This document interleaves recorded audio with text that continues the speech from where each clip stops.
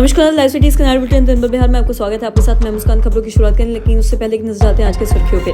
बिहार में दूसरे फेज की वोटिंग ने तोड़ दिए सारे रिकॉर्ड। अचानक जेडीयू कार्यालय पहुंचे सीएम नीतीश कुमार। दूसरे फेज की वोटिंग खत्म होते ही सम्राट चौधरी ने बुलाई प्रेस कॉन्फ्रेंस। रिकॉर्ड तोड़ मतदान को लेकर तेजस्वी बोले, मन गढ़ है सब कुछ। प्रशांत किशोर ने पैतृक गाँव में किया मतदान, बोले मतदान करे ताकि बिहार में शिक्षा और रोजगार बढ़े। तेज प्रताप यादव ने आरजेडी और तेजस्वी को दी सीधी चुनौती। नवादा में बीजेपी प्रत्याशी को ग्रामीणों ने खदेड़ा। आरा में घर लौट रही महिला को गोली मारकर हत्या। वैशाली सुपरफास्ट एक्सप्रेस में ब्रेक वाइंडिंग से उठा धुआं। बिहार के सभी स्कूलों में मोबाइल फोन बैन। अब खबरें विस्तार से। बिहार विधानसभा चुनाव के दूसरे और आखिरी चरण का मतदान संपन्न हो गया है। 20 जिलों के 122 सीटों के लिए वोट डाले गए थे, तो वहीं दूसरे और अंतिम चरण में 1302 उम्मीदवार चुनौती मैदान में थे। तो वहीं बता दें कि कई दिग्गजों के राजनीतिक भविष्य का फैसला मतदाताओं ने किया है और 14 नवंबर को 243 सीटों का रिजल्ट भी आ जाएगा। मुसलमान बहुत किशनगंज में सबसे ज्यादा है, तो 77.75% मतदान हुआ है, जबकि नवादा में सबसे कम 57.76% वोट डाले गए। वहीं पहले फेज में 65.08% वोटिंग हुई। तो वहीं बता दें कि दोनों फेज को मिलाएं तो बिहार में कुल 66.81% मतदान हुए हैं और पिछले साल 2020 में 57% वोटिंग हुई थी और इस लिहाज से इस बार 10% से ज्यादा वोटिंग हुई है। मुख्यमंत्री नीतीश कुमार पहले विजय चौधरी के आवास पर गए, तो वहीं फिर से मंत्री अशोक चौधरी के आवास पर भी गए और इसके बाद विजय चौधरी के साथ ही अचानक जेडीयू कार्यालय पहुंचे। और वहीं मुख्यमंत्री ने सोमवार को भी पार्टी के वरिष्ठ नेताओं के साथ मुख्यमंत्री आवास में बैठक की थी।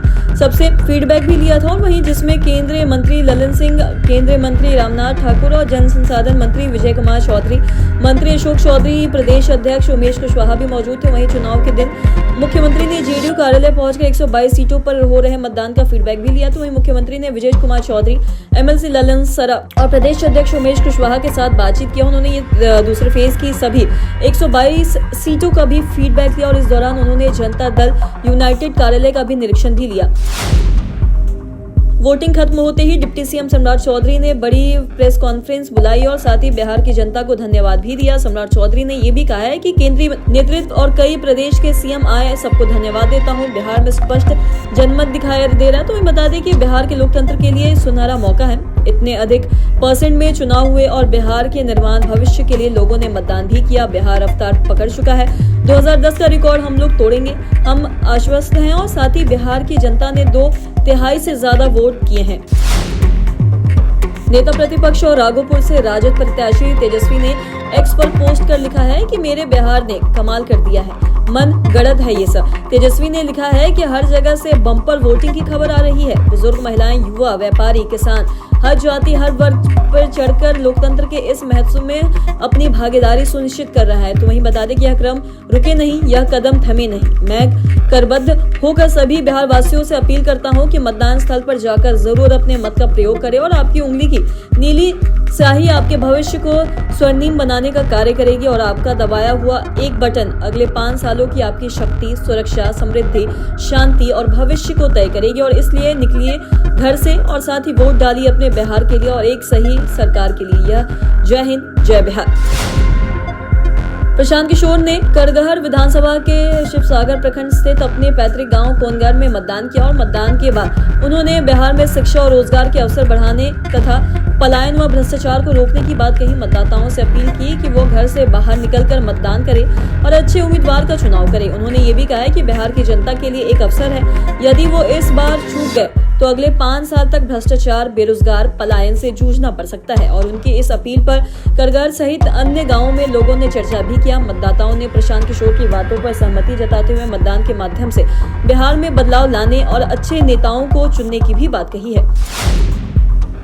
महुआ से जनशक्ति पार्टी जनता दल के उम्मीदवार तेज प्रताप यादव ने अपने अंदाज में चुनावी हवा को परखा। उन्होंने कहा, इस बार वोटिंग का रंग कुछ और ही है। महिलाएं लंबी कतारों में खड़ी होकर लोकतंत्र को अपनी आवाज दे रही हैं। तेज प्रताप बोले, लोग अपने तरीके से मतदान कर रहे हैं, माहौल सकारात्मक है, उम्मीद है बदलाव होगा। महुआ में राजद के विकास दावों पर उन्होंने सीधा जवाब देकर हलचल बढ़ा दी है। तेज प्रताप ने यह भी कहा है कि महुआ हमारे नाम से जाना जाता है, किसी और के नाम से नहीं। उनका बयान एक तरफ और आरजेडी को सीधी चुनौती भी माना जा रहा है। तो बता दें कि तेजस्वी के शपथ लेने के दावे पर उन्होंने मुस्कुराते हुए कहा, 14 नवंबर को सब पता चल ही जाएगा।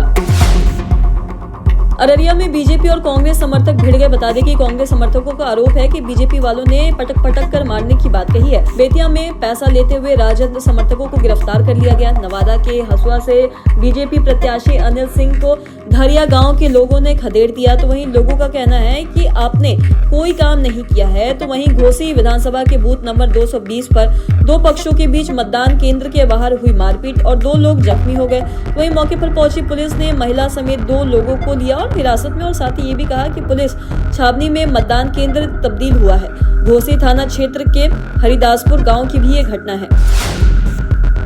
भोजपुर जिले के सहार थाना क्षेत्र के दुलमचक गांव में हथियारबंद तत्वों ने 24 वर्षीय निक्की देवी को गोली मारकर हत्या कर दी। इस मामले में उनके देवर रितेश राय ने किसी तरह भागकर अपनी जान बचाई। तो मृतकों के जबड़े के हिस्से में गोली लगने का निशाना पाया गया। बता दें कि हमलावरों की संख्या 7 से 8 जताई गई। तो वहीं इस हत्या का आरोप गांव के ही दूसरे गुट पर लगाया गया और घटना की खबर गांव में फैलती हुई एक पक्ष विशेष के ग्रामीण आक्रोशित हो गए। तो वहीं आक्रोशित ग्रामीणों ने शव के साथ ग्रामीणों ने सड़क को जाम कर दिया और जिससे क्षेत्र में तनाव की स्थिति उत्पन्न हो गई है। प्रारंभिक जांच में इस घटना को चुनावी रंजिश से जोड़कर देखा जा रहा है। तो वहीं जानकारी के अनुसार मतदान के दिन भी इस गांव में मारपीट की घटना घटित हुई थी, तो जिससे रंजिश की पुष्टि होती है।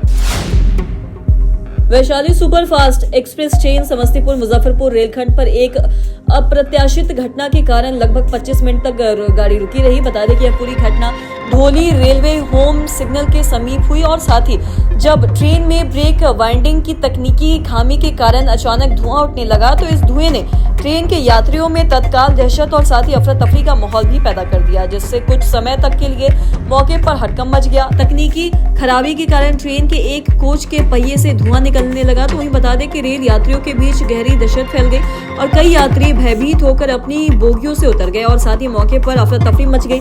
हालांकि ट्रेन स्टाफ और कुछ समझदार यात्रियों ने स्थिति को नियंत्रित करने में प्रयास किया, लेकिन धुएं की वजह से कुछ देर तक माहौल तनावपूर्ण बना रहा। तो वहीं गनीमत ये रही कि यह समस्या समय रहते पकड़ में आ गई और साथ ही कोई भी बड़ा हादसा नहीं हुआ।